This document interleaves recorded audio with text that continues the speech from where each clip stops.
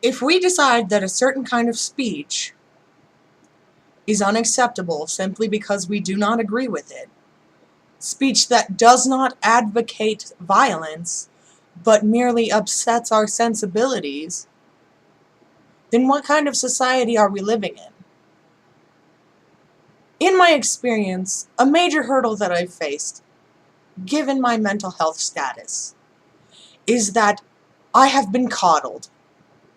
The number one thing that held me back was the idea that I couldn't do something because of my condition.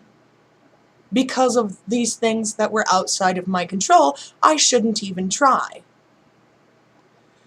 These things have been expressed by my mother and my therapist, or at least my last one. And the kind of culture I'm seeing is very sickening. If people cannot be challenged, how are they expected to overcome? I spent nearly 10 years, primarily in one room of my parents' house, figuring out the coping mechanisms that would help me to behave in a social way, in a social environment. It took years, many years, and I am proud to say that I have made a lot of progress. There was a time in the past where I would have yelled and screamed and lashed out if somebody said something that offended my sensibilities. But that doesn't mean they don't have the right to say it. If it hurts my feelings, it just hurts my feelings. And it's my responsibility to realize that simply because someone says I can't do something doesn't make it true. That it is my own responsibility to myself to strive to be better, to do better for myself. And I shouldn't and don't require anyone to hold my hand for that entire process. And the reason is that if I am led by the hand through whatever progress I make, that undermines my contribution to my own well-being.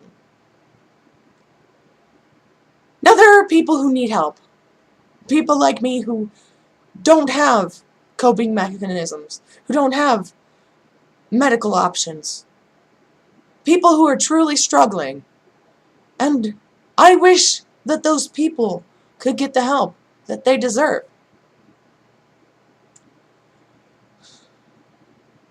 But that help should not include all of these baseless regulations based on stereotypes. The idea that I must be of inferior intellect, or that if I'm not, I must be faking. We have to accept that people are different. But we also have to accept that no one is so different that they cannot be empathized with. And if you find it hard to empathize with someone, that sounds like a personal problem. But if you want to stifle other people's free speech so that they don't harm your sensibilities or hurt your ideas, then I'm sorry, but I believe that you're wrong. This doesn't mean that I want to stand hand in hand with people who spout hateful, baseless, and ultimately meaningless things. What I'm saying is that these things only have the power that we give them. If someone calls me stupid, it's only true if I make it true.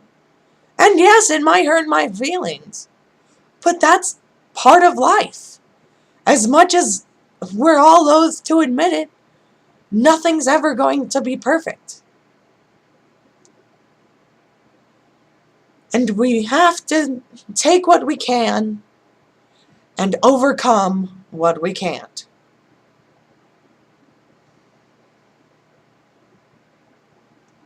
And of course, you're welcome to agree or disagree, as is your right. It's your right. You don't have to agree with me. You don't have to disagree with me. And what would dictate these things? I find that it's really important that we examine our base assumptions, that we scrutinize not only our own ideas, but the ideas of the people around us.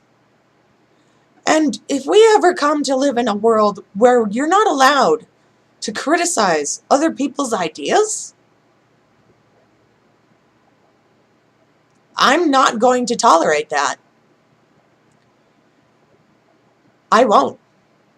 And I don't care what the consequences are. Given my experience and the things that I've had to put up with and overcome and work through, I will not shut up just because it might hurt somebody's feelings. Just as I would not expect you to shut up just because what you say might hurt mine. These are things that we can decide to do based on our relationships with others and our own personal feelings. But you can't force someone to be a good person. And if you force people to simply be angry and bigoted in silence, then these things go unchallenged. If you have concerns, then voice them. Let's have a discussion. If you have something to say, tell me what it is. Express your views. But if some views that aren't breaking any laws, suddenly become unacceptable or even illegal, I will fight this. I will fight this till my dying fucking breath.